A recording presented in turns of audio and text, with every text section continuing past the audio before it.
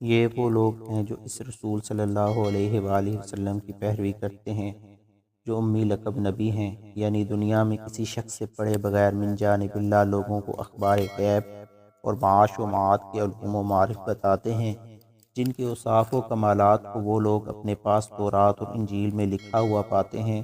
جو انہیں اچھی باتوں کا حکم دیتے ہیں اور بری باتوں سے منع فرماتے ہیں،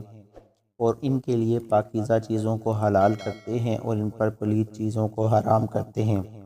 اور ان سے ان کے بارے گرداں اور توقع قیود جو ان پر نافرمانیوں کے باعث مسلط تھے ساقط فرماتے اور انہیں نعمت آزادی سے بہریاب کرتے ہیں۔ بس جو لوگ اس برگزیدہ رسول صلی اللہ علیہ وآلہ وسلم پر ایمان لائے اور ان کی تعظیم و توقیر کریں اور ان کے دین کی مدد و نصرت کریں گے اور اس نور قرآن کی پیروی کریں گے جو ان کے ساتھ اتارا گیا ہے، وہی لوگ فلاح پانے والے ہیں۔